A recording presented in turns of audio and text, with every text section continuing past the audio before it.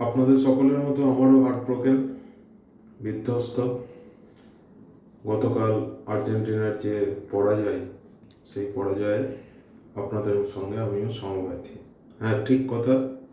আমি বলেছিলাম যে এই ম্যাচে রেজাল্ট 1-0 আর্জেন্টিনার পক্ষে যাবে। পরবর্তীতে আমি বলেছিলাম খেলার ধরন দেখে যে এর রেজাল্ট কিন্তু 3-1ও হতে পারে, অর্থাৎ 3 আর্জেন্টিনা 1 স্পেন, এবং ওয়ার্ল্ড কাপ আর্জেন্টিনা পাবে। একদম মেলেনি, পুরোপুরি ব্যর্থ, স্বীকার করে নিলাম এবং তার জন্য ক্ষমা প্রার্থী।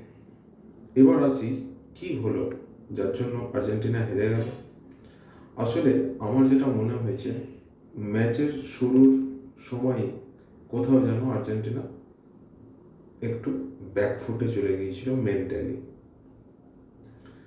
নাম্বার 2, স্পেন বারবার আর্জেন্টিনাকে প্রেস করছিল, বিশেষ করে সাপ্লাই লাইনটাকে একেবারে মার্টিনেজ যখন বল ডিফেন্ডারের পায়ে দিচ্ছে সেখানে প্রেস করছিল, এবং সাথে সাথে মিডফিল্ড যেটা, সেখানে রড্রির লিডারশিপে একেবারেই বল সাপ্লাই দিচ্ছিল না, এবং যদি কোনোভাবে সাপ্লাই হয়ে যাচ্ছিল তো তার সঙ্গে সঙ্গে রিকভারি করার চেষ্টা করছিল।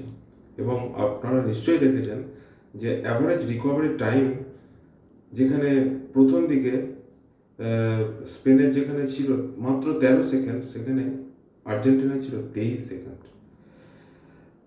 এবার আসছি দ্বিতীয় বিষয়টাতে, প্র্যাকটিক্যাল বিষয়টাতে, সেটা হচ্ছে এই গেমে একদম পুরো ডমিনেন্স ছিল স্পেনের, কিন্তু আর্জেন্টিনা মেন্টালি এটাই ভেবে ফেলেছিল যে আমরা ডিফেন্ড করব, এবং ফার্স্ট 90 মিনিটস ডিফেন্ড করব, পরবর্তীতে আরও 30 মিনিট এক্সট্রা টাইম ডিফেন্ড করব, তারপর পেনাল্টি শুট আউটে যাব।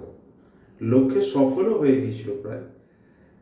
ওই বার্সেলোনার ফেরান টোরেসকে ওরা কিন্তু শেষমেশ মার্ক করেনি, এবং মার্ক না করার কারণে এটা কিন্তু ও যেহেতু আনমার্ক ছিল সেহেতু গোল দিয়ে বেরিয়ে চলে গেল। এবার আসি দ্বিতীয় কথায়, যে এই যে পরাজয় হলো, এতে কি আর্জেন্টিনা ফুটবল ভেঙে পড়বে? একদমই নয়। 2030 সালের বিশ্বকাপ আপনারা জানেন যে 6টা দেশে অনুষ্ঠিত হবে, প্যারাগুয়ে এবং সাথে সাথে আর্জেন্টিনা এবং স্পেনও হবে, এরকম 6টা দেশে এটা হবে। এবং সাথে আরও একটা কথা বলি, স্কলনি বলেছে যে আমরা যখন জিতেছি তখন সবাই আমাদের ভালো বলেছে, সেটাই স্বাভাবিক। আর হেরেছি মানে এটা নয় যে আমাদের সব কিছুই ভুল ছিল। আর আরেকটি কথা বলি, এবার আসছি যে ম্যাচের অন্যান্য বিষয়গুলোকে নিয়ে। ম্যাচের শেষে একটু মারামারির মতো পরিস্থিতি হয়েছিল। কেন হয়েছিল? কারণ স্পেনের গাভি সে পেরেডেসকে এসে বলে যে ভার নাকি মেসিকে সুবিধা করে দিয়েছে। এরকম উত্তেজনাপূর্ণ কথা ম্যাচের শেষে না বলাই ভালো। তবে পেরেডেস যে একবারে নিজের হাতে আইন তুলে নিয়েছিল, সেটাও আমি মনে করি যে সেটাও ঠিক নয়। এরপর আসি মেসির সেই কান্না। অ্যাকচুয়ালি মেসির কান্না,